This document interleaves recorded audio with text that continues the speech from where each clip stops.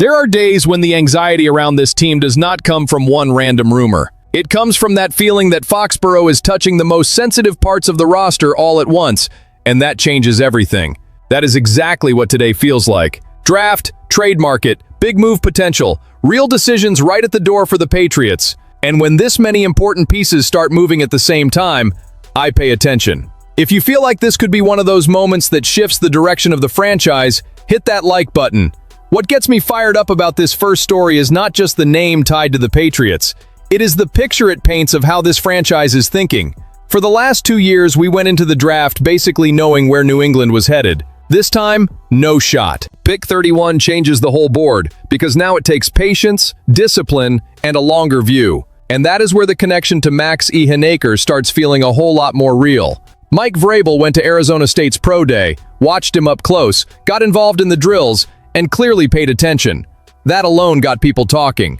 Then Adam Schefter comes out and says he can see this path for New England, and now the rumor hits different. Not because anybody locked it in, but because too many signals are starting to point in the same direction. When that happens this close to the draft, I do not brush it off.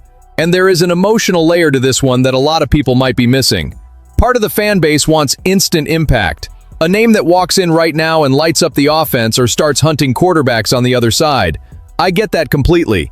But building a real contender also means fixing the problem before it blows up. Morgan Moses is still an important veteran, but his contract already pushes this conversation forward. If the Patriots believe Iheanacho is the right successor for 2027, then getting ahead of that now makes real football sense. And there is more to it. Schefter's read comes with another angle too, the idea that the team might be operating as if A.J. Brown could enter the picture after June. If that is really shaping the plan, then the logic shifts. Instead of forcing wide receiver at 31, New England could look at right tackle as the piece that stabilizes the offense for years. And honestly, that is also helping Drake Maye. Not every gift to a young quarterback comes in the form of a receiver. Sometimes it is protection. Sometimes it is a cleaner pocket. Sometimes it is one more second for the play to breathe.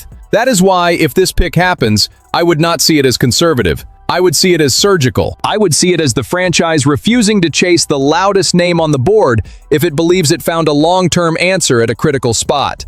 And if that is the direction, then I am very interested to see how the rest of the draft starts shifting around that decision. Now the conversation moves, but the temperature does not drop. Because if the first story is about protection, structure, and long-term planning, this one hits the part of the roster that keeps the fan base restless. Who is actually going to change the level of Drake Maye's passing game? That is why George Pickens in Dallas deserves real attention. Not as internet fantasy, as a real opening in a market where receivers with this kind of age, talent, and explosiveness almost never shake loose. People had already been watching the situation, but the tone changed when Cowboys ownership started talking differently. Before, the messaging sounded like they wanted him there long-term next to CeeDee Lamb. Now Stephen Jones is painting a much looser picture, with no extension lined up and no real feeling of stability. And when that kind of shift happens in public with a young, high-impact player, the rest of the league notices.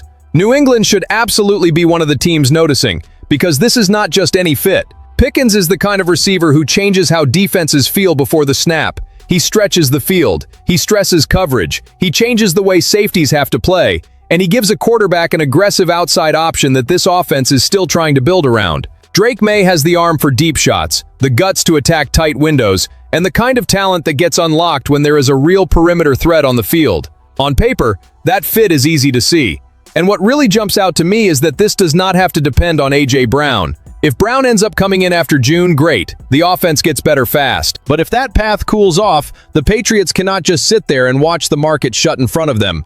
That is exactly where Pickens becomes a real alternative, not some backup plan nobody wants. The skill sets are not identical, but both guys bring what New England has been looking for.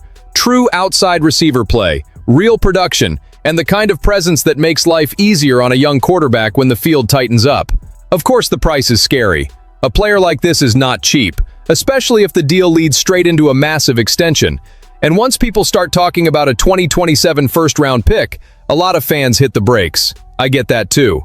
But there is another question that matters just as much.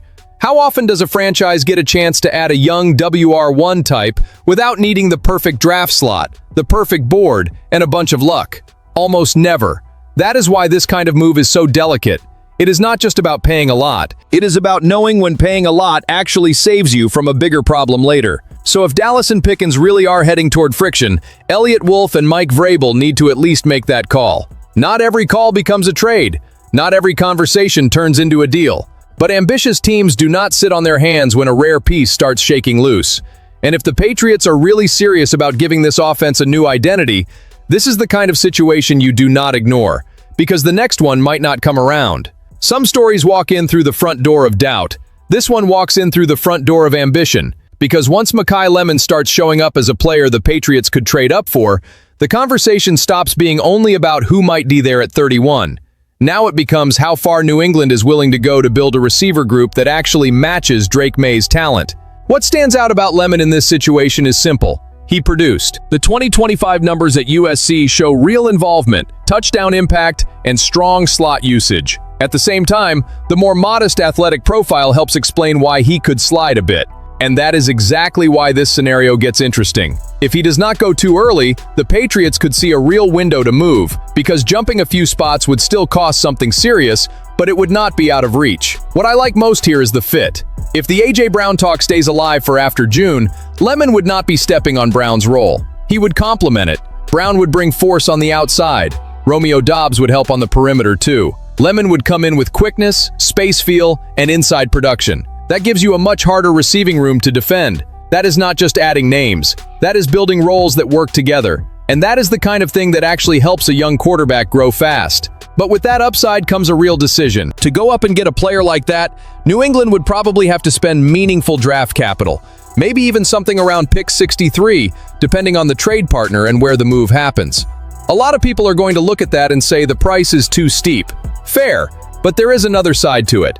When an offense spends years lacking variety, clean separation, and real threats in different areas of the field, there comes a point where hesitation starts costing you too. And then there is the uncomfortable, emotional part of this story. If Brown really does come in later, Kayshon Boutte could get squeezed in this reshaped room, either as a trade piece or as the guy who loses ground in the new pecking order. That hits the fan base, because Boutte showed signs of real growth. But contender-level roster building is not driven only by attachment. It is driven by ceiling, fit, and timing. So let me throw this to the fan base. If Lemon starts sliding into that early 20s range, would you want to see the Patriots move up and pay that price to truly build around Drake Maye? Or would you rather keep the picks and trust the board to come to them?